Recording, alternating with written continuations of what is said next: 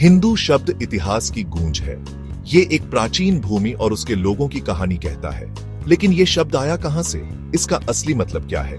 ये निबंध हिंदू शब्द के फैसिनेटिंग सफर को एक्सप्लोर करता है। हम इसके ओरिजिन, सिंधु नदी से इसके कनेक्शन और समय के साथ इसके एवोल्यूशन को देखेंगे। हिंदू की जड़ों को समझना बहुत जरूरी है। ये हमें भारतीय संस्कृति और विरासत की रिच टेपेस्ट्री को अप्रिशिएट करने में मदद करता है। इस शब्द का सफर लोगों के मूवमेंट्स, भाषाओं के फ्लो और एक सिविलाइजेशन के जन्म को दर्शाता है।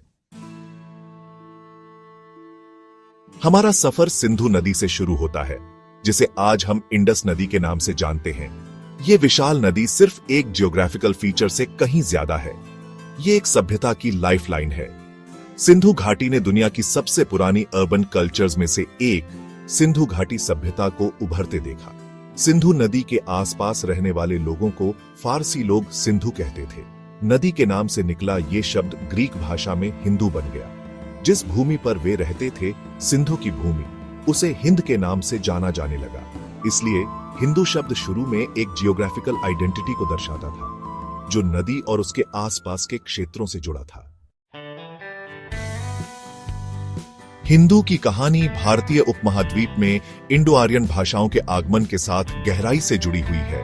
संस्कृत, एक प्राचीन इंडो आर्यन भाषा, ने इस क्षेत्र में सांस्कृतिक और धार्मिक प्रथाओं को आकार देने में एक महत्वपूर्ण भूमिका निभाई। सिंधु शब्द जब संस्कृत में अपनाया गया तो एक फोनेटिक शिफ्ट हुआ और यह हिंदू बन गया। इस संस्कृत प्रभाव ने हिंदू के लोगों और प्रथाओं के साथ जुड़ाव को और मजबूत किया, जो सिंधु नदी द्वारा पोषित भूमि में फलते फूलते थे। समय के साथ हिंदू अपने जियोग्राफिकल दायरे से आगे बढ़ गया। इसने भारतीय उपमहाद्वीप में उभरने वाले विश्वासों, प्रथाओं और दर्शनों के एक व्यापक समूह को शामिल करना शुरू कर दिया। आज हिंदू को एक प्रमुख विश्व धर्म के रूप में मान्यता प्राप्त है। यह जीवन के एक विविध और प्राचीन तरीके का प्रतिनिधित्व करता है। इसमें कई परंपराएं, देवता और दर्शन शामिल हैं।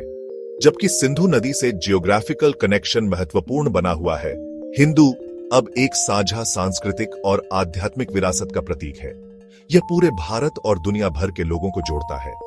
इस शब्द का सफर संस्कृति की गतिशीलता को दर्शाता है। यह इस बात पर प्रकाश डालता है कि कैसे पहचान विकसित होती है, अनुकूलित होती है और जियोग्राफिकल सीमाओं से परे जाती है।